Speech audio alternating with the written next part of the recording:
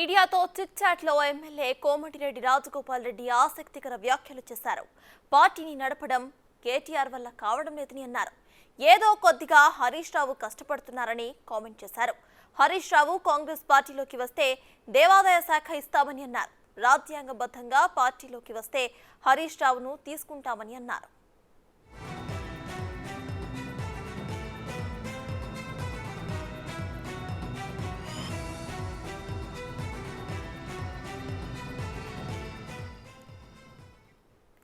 మీడియాతో chit chat లో MLA Komatireddy Rajagopal Reddy ఆసక్తికర వ్యాఖ్యలు చేశారు. పార్టీని నడపడం కేటీఆర్ వల్ల కావడం లేదని అన్నారు. ఆయన ఏదో కొద్దిగా హరీష్ రావు కష్టపడుతున్నారని కామెంట్ చేశారు. హరీష్ రావు కాంగ్రెస్ పార్టీలోకి వస్తే దేవాదాయ శాఖ ఇస్తామని అన్నారు. రాజ్యాంగబద్ధంగా పార్టీలోకి వస్తే హరీష్ రావును తీసుకుంటామని అన్నారు. ఆయన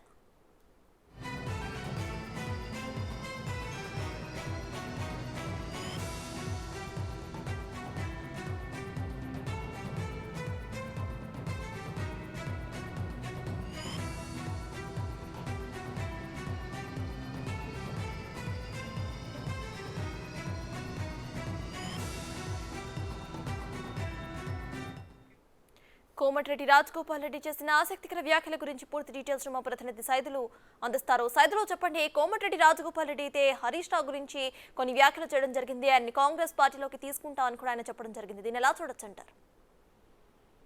సత్తాజ్ కొద్దిసేపటి క్రితమే కాంగ్రెస్ పార్టీ ఎమ్మెల్యే అయినటువంటి రాజగోపాల్ రెడ్డి కొన్ని ఆసక్తికర వ్యాఖ్యలు చేశారు. అయితే తను అసెంబ్లీ ముగియగానే బయటకు వస్తున్న సమయంలో అసెంబ్లీ ఆవరణలో మీడియాతోటి చిట్ చాట్ చేయడం జరిగింది. అయితే అందులో కొన్ని కీలక అంశాలు కూడా తను వ్యాఖ్యానించారు. అంటే ముఖ్యంగా ఇప్పుడు ఉన్నటువంటి బీఆర్ఎస్ పార్టీ వర్కింగ్ ప్రెసిడెంట్ పార్టీని నడిపే పరిస్థితి లేదు. తన వల్ల పార్టీ మొత్తం కూడా డ్యామేజ్ జరుగుతుంది. సో చాలా మంది కూడా పార్టీని విడి కాంగ్రెస్ పార్టీలోకి వస్తున్నారు. సో కేటీఆర్ పూర్తిగా విఫలమయ్యాడని చెప్పేసి కూడా తన ఘాటు వ్యాఖ్యలు చేశారు. ఇక హరీష్ రావు ఒక్కరే ఎంతో కొద్దిగా కష్టపడుతున్నాడు పార్టీ కోసము. సో ఇక ఒకవేళ హరీష్ రావు కూడా మా పార్టీలోకి వస్తే ఖచ్చితంగా తీసుకుంటాము, తనకి మంత్రి పదవి కూడా ఇస్తాము, వస్తే మాత్రం దేవాదాయ శాఖ ఖాళీగా ఉంది, దేవాదాయ శాఖ మంత్రి ఇస్తామని చెప్పేసి కూడా తను వ్యాఖ్యానించారు. దాంతో పాటుగా తను కూడా అంటే మొత్తం కూడా అంటే ఇప్పుడు ఉన్నటువంటి 39 మంది బీఆర్ఎస్ పార్టీ ఎమ్మెల్యేలు ఉండగా వారిలో 2/3 వంతు మంది వస్తే ఖచ్చితంగా మంత్రి పదవి ఇస్తాం, లేకపోతే అవసరం కూడా లేదు అని చెప్పేసి కూడా తను వ్యాఖ్యానించారు. అంటే ఈ మధ్య కాలంలో చూసాం మనము దాదాపుగా 20 మంది